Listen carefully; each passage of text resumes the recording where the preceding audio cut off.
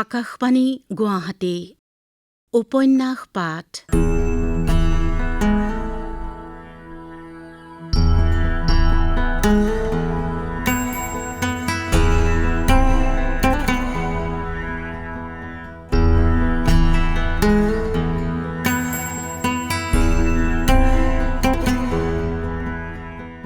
এই অনুষ্ঠানটিত প্ৰচাৰ হৈ আছে অৰূপা পতংগীয়া কলিতাৰ উপন্যাস অয়নান্তৰ ধাৰাবাহিক পাঠ। পাঠ কৰিছে নয়ন প্ৰসাদে, প্ৰযোজনা ঋতুপৰ্ণ দাসৰ।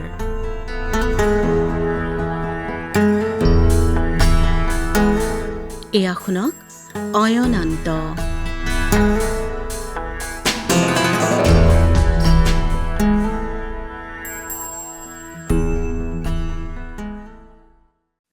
তগৰ কিমান ডাঙৰ হ'ল? তেওঁ আঁঠুৰ পৰা মূৰটো উঠাইছে। আপুনি দিয়া চোলাবোৰ তগৰলৈ তেনেই ছুটি হ'ল। হয় নেকি? তেওঁ অকণমান হাঁহিলে। হলৌ চোলাটোৰ মাজৰ পৰা সেই হাফ পেণ্ট বগা চোলা পিন্ধা ডেকা ল'ৰাজন যেন ওলাই আহিল। আপুনি কিন্তু বহুত বেলেগ হ'ল। তুমিও হ'লা। সৰি পৰা বহতৰ হালধীয়া ফুল দুটামান গোটাই তাই তলমূৰকৈ বহি থাকিল। কুলিকিটাই মাতিয়ে আছে। কুলিৰ মাতৰ লগত হেতুলুকা এজনীয়েও যোগ দিলেহি। বতাহত উটি অহা কেতেকীৰ তীব্ৰ গোন্ধ এটাই দুয়োটাকে চুই গ'লহি। তুমি আজিকালি পঢ়া শুনা কৰা নে নাই? কিতাপেই নাপাওঁ, কি পঢ়িম? মই তোমাৰ মামাৰ হাতত কেইবাবাৰো কিতাপ কাগজ দি আহিছোঁ নহয়, পাইছানে নাই? নাই পোৱা। তাই হাতত লৈ থকা বহতৰ হালধীয়া কোমল ফুলটো দুফাল কৰি পেলালে। ভিতৰৰ পাতল গোলাপী সেমেকা অংশটো ওলাই পৰিল। মামাহঁতে মোকনো ক'ত কিতাপ দিব? মোৰ বিয়াহে পাতিব খুজিছে। তাই ফালি পেলোৱা বহতৰ ফুলটো চেপি ধৰিলে। গোলাপী বুকুখনৰ পৰা অলপ পানী বাগৰি আহি তাইৰ জেতুকা বোলোৱা হাতখন তিয়াই পেলালে। তেওঁ মনে মনে আছে। সেই মিলৰ মালিকটো, নীলা গাড়ী এখন যে আছে, তাৰ লগত চবেই মোৰ বিয়া পাতিব খুজিছে। শিৱসাগৰৰ চলিহাৰ ঘৰৰ ল'ৰা, বৰ চহকী মানুহ। পিছে মানুহজন বৰ ভাল নহয় নেকি? ভাল হ'লে বগী এটাক মাৰিব খোজেনে? কোন বগী? হাইঠা চৰাইৰ ছোৱালী, মাকক এৰি গৈছে। তোমাৰ সখী নেকি? তোমাৰ ৰুমা বাইদেউৰ কথা জানা? কি? তাই জাপ মাৰি উঠিল। আমাৰ মিছনে ৰুমা বাইদেউক লৈ গ'ল। ক'ত থাকে ৰুমা বাইদেউ? তুমি পঢ়া স্কুলৰ বৰ্ডিঙত ছিষ্টাৰ লুইজাহঁতৰ লগত থাকে। ৰুমা বাইদেউ আমাৰ স্কুলত থাকে? ৰুমা বাইদেউক চিকিৎসাও কৰি আছে। ভাল হৈছেনে? একেবাৰে ভাল নহয়। এপাহ ভগৱানৰ ফুল মানুহে ছিঙি পেলালে আকৌ যোৰা লগাব নোৱাৰি। তথাপি বহুত ভাল হৈছে। তাত ৰুমা বাইদেৱে ভাত খাবলৈ পায়নে? কিয় নাপাব? পায়। আজিকালি তেখেতে চোতাল ঘৰো সাৰে। তাইৰ চকুহাল ঢুলঢুলীয়া হৈছে। কোনে ৰুমা বাইদেউক তালৈ নিলে? খৰি ঘৰত থকা মানুহজনীলৈ কাৰ ইমান চেনেহ উপজিল? কাৰ বা ইমান সময় হ'ল? ৰুমা বাইদেউক বৰ্ডিঙলৈ কোনে নিলে? আপুনি? ভগৱানে ৰুমা বাইদেউক সহায় কৰিছে। তাই হঠাৎ সুধি দিলে। আপুনি ৰুমা বাইদেউক তগৰক সঁচাকৈয়ে মৰম কৰে? কিয় নকৰিম? তুমি যে তগৰক মৰম কৰা, ৰুমা বাইদেউক ভাল পোৱা। তেওঁ হাঁহি হাঁহি কোমল মাতেৰে কোৱা কথাষাৰে তাইক যেন গলাই পেলালে। তাইৰ ভিতৰখনত তোলপাৰ আৰম্ভ হৈ গ'ল। তাই আৰু নিজকে চম্ভালি ৰাখিব পৰা নাই। বুকুৰ পৰা ওঠলৈ উজাৰ খাই আহিব খোজা উচুপনিটো তাই ওঠখন কামুৰি হেঁচা মাৰি ধৰিছে। তাই আৰু পৰা নাই। তাই এইবাৰ চকু ঢাকি উচুপি উঠিল। মোক কোনেও ভাল নাপায়। আইতাইও আজিকালি মোক মৰম নকৰে। মায়ে মোক ফেটি সাপ বুলি কয়। মামীহঁতে মোক গালি পাৰে। তেওঁ হাঁহিছে। তুমি বৰ ভাল ছোৱালী। তোমাৰ মনটোও বৰ ভাল। তোমাৰ দৰে সকলো মানুহৰে ইমান ভাল মন থকা হ'লে ভগৱানৰ পৃথিৱীত কোনো দুখেই নাথাকিলহেঁতেন। মইনো কি ভাল? আপোনাৰ মনটোহে হামদৈ পথাৰৰ দৰে বহল। তুমি কথাবোৰো বৰ ধুনীয়াকৈ ক'ব পাৰা। এটা কাম কৰিবা, তুমি লিখিবাচোন, শুৱলা লেখা হ'ব। মই লিখিম? মোৰ লেখাবোৰ ছপা আখৰত ওলাব? তাইৰ গাতে কপৌ ফুলৰ কোমল পাহি কেইটামান সৰি পৰিল। তাই মূৰ তুলি চালে। দীঘল দীঘল ফুলবোৰত পৰিবলৈ আহি হালধীয়া চৰাই এজনী ঠাউনি নাপাই পাখি দুখন মেলি উৰি গৈছে। চৰাইজনীৰ পাখি দুখনত সেন্দুৰৰ দৰে ৰঙা দাগ। মই কি কথা লিখিম? তোমাৰ মনে যি কয়। কপৌজোপাৰ পৰা ৰঙা পাখি মেলি উৰি যোৱা হালধীয়া চৰাইজনীৰ কথা লিখিলেও হ'বনে? হ'ব, লিখিবা। মোৰ নামত শিৱসাগৰৰ প্ৰেছৰ ঠিকনাত পঠাই দিবা। জনছন চাহাবতে পঢ়ি চাই ছপা কৰি দিব। তগৰৰ কথা, বগীৰ কথা, ৰুমা বাইদেউৰ কথা, উকিলৰ কথা, যশ বৰাৰ ঘৰৰ মুকুতামালাজোপা, ভাৰ্গৱৰ মাকৰ কথা, গুলী লগা ককাৰ কথা, কিমান যে কথা আছে। মইনো পিছে ক'ত লিখিব পাৰিম? স্কুলতো পঢ়িবলৈ নাপালোঁ। তাই মূৰ জোকাৰিছে। এইবোৰ জনা বুজা মানুহৰহে কাম। মইনো ক'ত পাৰিম? তাই তালৈ চাই আছে। অদ্ভুত এই মানুহজন। মাত্ৰ এই মানুহজনক লগ পালেই তাইৰ এনে লাগে তাইৰ এখন পাখি গজিছে, বহল নীলা আকাশ এখনত তাই উৰি আছে। কোনো নাই তাইক গালি পাৰিবলৈ, বাধা দিবলৈ কোনো নাই। তেওঁ এখন কাগজ তাইলৈ আগবঢ়াই দিলে। ইয়াতে আমাৰ ছপাখানাৰ ঠিকনা আছে, লোৱা। তাই হাত পাতি লৈছে। তাইৰ হাতত তেওঁ কাগজখন এনেদৰে দিছে যেন তাইৰ হাতত জুইহে আছে, অলপ ওচৰলৈ আহিলেই পুৰিব। কাগজখনত লেখা আছে, ফাদাৰ ৰতন মেকফাৰ্লিন। তাই স্পষ্টকৈ দেখিছে হলৌ চোলাৰ মাজত বুকুত এডাল ক্ৰছ। তেন্তে সঁচাকৈয়ে সেই চালে ৰ'দ বাগৰি অহা চকুৰ ল'ৰাজন হামদৈ পথাৰহেন পাৰাপাৰ নোহোৱা বহল হৈ গ'ল। মানুহজনে তাইলৈ চাই আছে। আৰু কিবা ক'বা? মই যদি কেতিয়াবা ৰুমা বাইদেউৰ দৰে হৈ যাওঁ, মোক আপোনালোকে লৈ আহিবনে? মানুহজন যেন উচপ খাই উঠিল।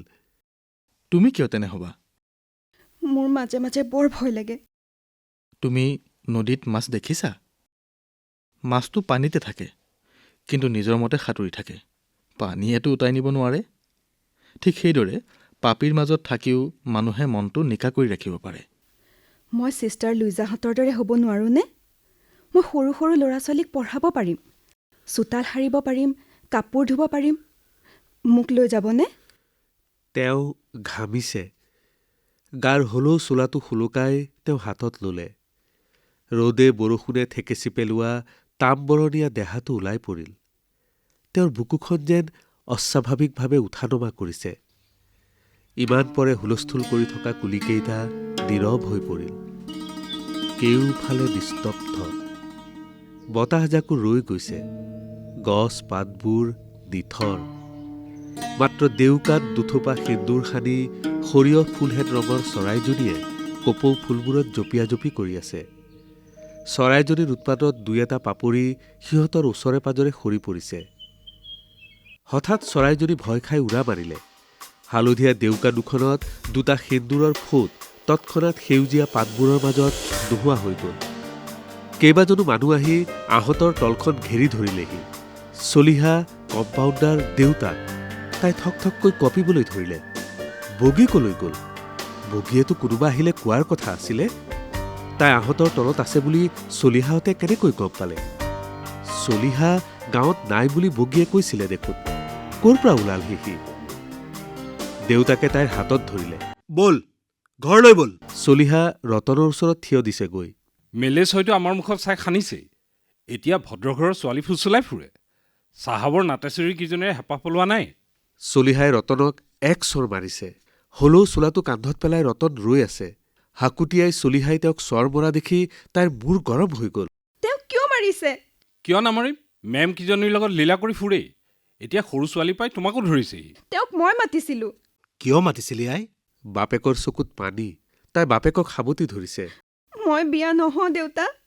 মই ছিষ্টাৰ লুইজাহঁতৰ দৰে হ'ম। মই তেওঁৰ লগত যামগৈ। তেওঁ মোক ৰুমা বাইদেউক নিয়া ঠাইলৈ লৈ যাব। কথা তেনেহ'লে ইমানলৈ শিপাইছে। চলিহাই ৰতনক আৰু এক চৰ মাৰিলে। ফাদাৰক মাৰি কি হ'ব? কম্পাউণ্ডাৰে দেখিছিল যোৱাবাৰ গাঁৱত হাইজা লাগোতে এইজন ল'ৰাই কেনেকৈ মানুহৰ সেৱা কৰিছিল। ভিকহুৰ জাত ফাদাৰ ওলাইছে। কম্পাউণ্ডাৰ এইবাৰ ৰতনৰ ওচৰলৈ গৈছে। মানুহে মাতিলে ফাদাৰ আহিবই। ৰতন ৰৈ আছে। চলিহাই তাইৰ হাতত ধৰিব খুজিছে। তাই উচাত মাৰি আঁতৰি আহিল। তাইৰ গাটো পুৰিছে, মূৰটো গৰম হৈ আহিছে। ৰতন আহি দেউতাকৰ ওচৰত থিয় হলহি। আপোনাৰ ছোৱালীক বিয়া দিবৰ বয়স হোৱা নাই। তাইৰ মনটো বৰ কোমল। তাইক পঢ়া শুনা কৰিবলৈ দিয়ক। কম্পাউণ্ডাৰে হাতজোৰ কৰি ৰতনলৈ চাইছে। ফাদাৰ, আমাক খেমিব। লোকৰ ছোৱালীক লৈ তোৰ কিহৰ মূৰ কামৰণি? চলিহা গৰ্জি উঠিল। কাৰো কথালৈ তেওঁ কাণ দিয়া নাই। তেওঁ বুকুৰ ক্ৰছডাল চুই চকু বুদিছে। প্ৰভু, আমাক ক্ষমা কৰা। তাই স্পষ্টকৈ দেখিলে তেওঁৰ চকুহাল মাঘমহীয়া কুঁৱলীয়ে ঢাকি থোৱা বৰপুখুৰী যেন হৈছে। দীঘল দীঘল খোজ পেলাই তেওঁ আঁতৰি গলগৈ।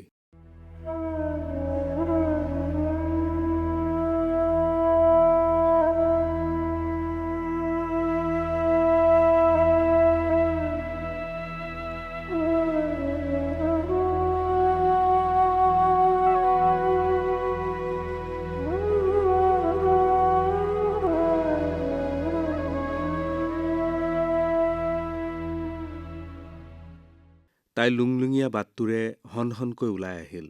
নৈৰ পাৰত বগী বহি আছে। বগী তাইৰ ওচৰলৈ দৌৰি আহিল। দেউতাক, কম্পাউণ্ডাৰ আৰু মিলৰ মালিকক দেখি তাই আঁতৰি যাব খুজিলে। হঠাৎ কম্পাউণ্ডাৰ যেন ফাটিহে পৰিল। বোলো এমুঠি ভাত পাব, ভাল ঘৰ এখনত সুমুৱাই দিলোঁ। অ', তাইক গাখীৰ খুৱাই সাপ পোহাৰ দৰেহে হ'ল। মিলৰ মালিকো খঙত একো নাই হ'ল। এইজনীয়ে কোমল ছোৱালীজনীৰ মূৰ খালে। এই ঘৰ এৰুৱাওক। সিদিনা বৰ মোমায়েকেও কৈ গৈছে, পিছে তাই গ'লে ঘৰখনৰ কাম কোনে চম্ভালিব? এইখনটো আৰু বাগান নহয় যে মাতিলে এগাল মানুহ দৌৰি আহিব। দেউতা, বগীক পঠিয়াব নোৱাৰে। তাইক বেয়া বুলি কোৱাবোৰে তাইৰ বাপেকৰ গাড়ীৰ শব্দ দূৰতে শুনিলে দৌৰ মাৰি ভৰিত পৰেগৈ। বাপেক, কম্পাউণ্ডাৰ আৰু জয়ন্ত চলিহা মনে মনে আছে। চলিহাই দাঁত কামুৰিছে। হনহনকৈ মেখেলা দাঙি গৈ থকা তাইৰ লগত তাল মিলাবলৈ তিনিওজন বয়স্ক মানুহে ফোপাই গৈছে। তাইক ৰবলৈ কওকচোন। মা বহি আছে, কি কৰেগৈ ঠিক নাই। পেটুৱা চলিহাই ফোপাইছে। চলিহাই বাৰে বাৰে ৰুমালেৰে মুখ মচিছে। আপোনাৰ হ'বলগীয়া তিৰতা আপুনিয়ে নকয় কিয়? কম্পাউণ্ডাৰে অলপ হাঁহিছে। শুনাচোন, অলপ ৰ'বাচোন।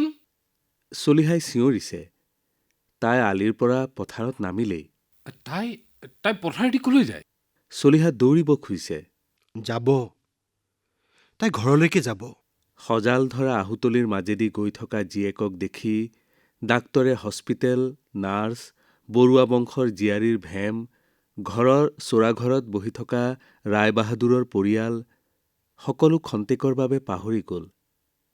তেওঁ নিজে নিজে কৈ উঠিল, তাই মৰমৰ বশ, বান্ধিবলৈ গ'লে বলিয়া হ'ব। মিলৰ সন্মুখ পাই চলিহা গাড়ীত উঠিল। তেওঁৰ বগা মুখখন ৰঙা পৰি গৈছে। ডাক্তৰ চলিহাৰ গাড়ীত উঠা নাই। কম্পাউণ্ডাৰ বাবু, আপুনিয়ে ঘৰত থাককগৈ। মইতো তেখেতসকলক লগ পালোৱেই। ধনাইৰ মাকক এবাৰ চাই আহোঁগৈ। ডাক্তৰে কথাষাৰ কৈ হলং হলংকৈ গ'লেই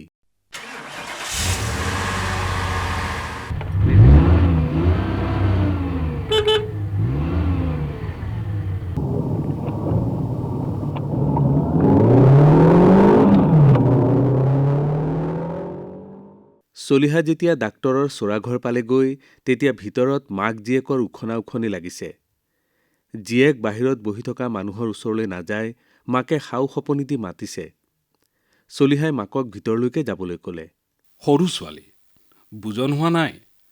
আপুনি ভিতৰতে চাই আহকগৈচোন।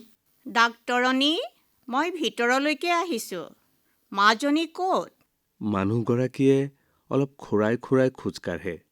ভিতৰত বাৰাণ্ডাৰ খুটাত ধৰি ৰৈ থকা তাইলৈ ৰায়বাহাদুৰৰ পৰিবাৰে অপলক দৃষ্টিৰে চাই থাকিল। ঠিক, পুতেকৰ চকু ঠিক। বয়সতকৈ ডাঙৰ গঢ়ন, কেঁচা হালধি যেন গাৰ ৰং। ৰ'দত সুমথিৰাৰ বোল ধৰা গাল, কান্দো কান্দো হৈ থকা ক'লা বৈ পৰা চেলাউৰিৰ তলত এযোৰ উজ্জ্বল চকু, কঁকাললৈ পৰি থকা ঘন ক'লা চুলিৰে গাভৰুজনী চাই ৰায়বাহাদুৰণীয়ে হাঁহি পেলালে। ঘৰখনত ওলাই সোমাই ফুৰিলে পোহৰ হৈ থাকিব। ৰায়বাহাদুৰণীয়ে তাইৰ চকুহাললৈ চাইছে। এইহাল চকু বুৰ্বক তিৰোতাৰ চকু নহয়, বুদ্ধি থকা ছোৱালীৰ চকু। তেওঁ পুতেকলৈ চাইছে। পুতেকে ভেবা লাগি তাইলৈ চাই আছে। ছোৱালী গঢ়নে পিটনে চকুত লগা, পিছে অলপ আওমতৰীয়া যেন পাইছোঁ। চলিহাই মুখতে ধৰিছে। সৰু ছোৱালী মা। কি সৰু ছোৱালী? শান্তি হোৱাৰ পাছত ছোৱালী সৰু হৈ নাথাকে। ৰায়বাহাদুৰণী বাহিৰলৈ গৈছে। পিছে পিছে দৌৰি যোৱা দি চলিহাও গৈছেগৈ। মাক তাইৰ ওচৰলৈ আহিছে। মাজনী যা, মানুহগৰাকীক সেৱা এটা কৰ। দেৱীহেন শাহু পাইছ। মোৰ দৰে বুকুত মেথনি মৰা মানুহৰ আগত উলিয়াবলৈ লাজ লগা শাহু পোৱা নাই। চলিহা ভিতৰলৈ আহিছে। মাক সেৱা এটা কৰা হ'লে ভাল আছিল নেকি? তাই জোকোৰা মাৰি উঠিছে। নকৰোঁ মই কাকো সেৱা চেৱা। মাকে তাইৰ মুখতে টেপা মাৰি ধৰিছে। চলিহাৰ মাক আকৌ বাৰাণ্ডালৈ আহিছে। মাজনী, মাকৰ ঘৰ এদিন এৰিবই লাগিব। দুখ নকৰিবা। তাই ঘোপাকৈ ৰায়বাহাদুৰণীৰ পাতৰ বন কৰা কাপোৰ আৰু এসোপা অলংকাৰেৰে মেৰুৱা শকত দেহাটোলৈ চাইছে। ৰায়বাহাদুৰণীয়েও তাইৰ ঘোপা চকুলৈ চাইছে। এই ছোৱালী দহে শলাগিব, পিছে প্ৰকৃতিটোহে অলপ উগ্ৰ নেকি? তাইৰ গাটো জিকাৰ খাই উঠিল।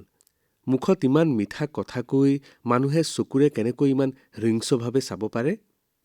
তাইৰ মানুহগৰাকীলৈ ভয় লাগি গ'ল। এনে হিংস্ৰ চকুমুখত এনে এষাৰ মিঠা কথা? ক'ত দেখিছিল তাই এনে এগৰাকী মানুহ?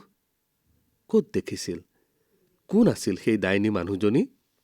ৰায়বাহাদুৰণীয়ে মাকৰ হাতত এযোৰ বন কৰা চাদৰ মেখেলা দিছে। আঙুলিত আঙুঠি এটা পিন্ধাই মানুহজনীয়ে তাইক চুমা খাই উৰুলি দি উঠিল।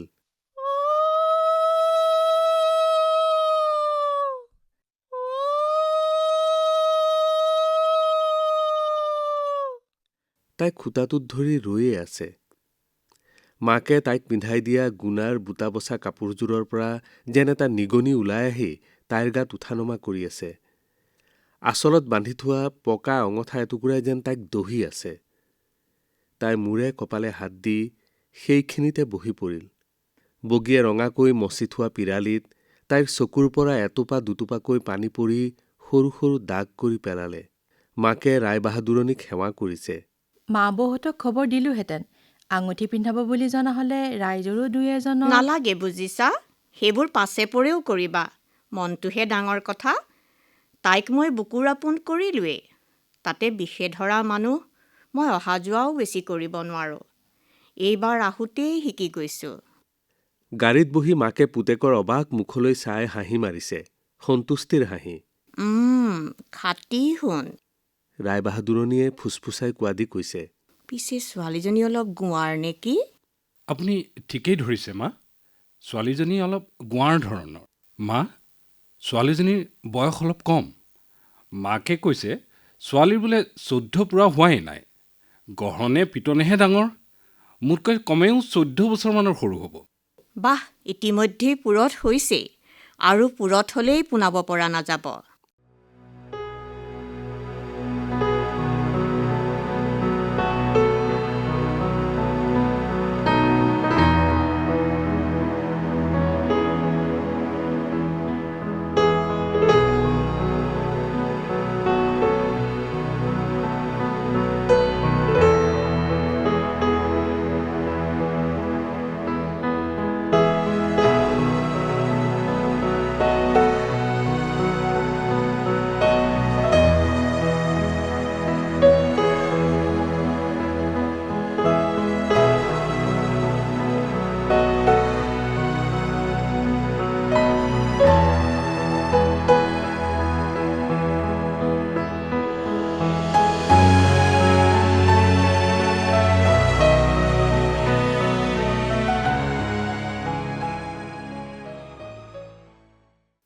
ইমান পৰে উপন্যাস পাঠ অনুষ্ঠানত অৰূপা পতংগীয়া কলিতা ৰচিত উপন্যাস অয়নান্তৰ ধাৰাবাহিক পাঠ শুনিলে। পাঠ আগবঢ়ালে নয়ন প্ৰসাদে।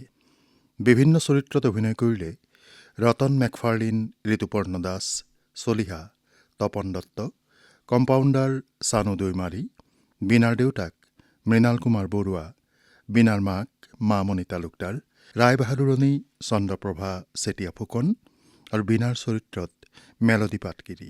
প্ৰযোজনা ঋতুপৰ্ণ দাসৰ। উপন্যাস পাঠৰ পৰৱৰ্তী খণ্ড শুনিবলৈ পাব অহা সপ্তাহৰ এই একে সময়তে।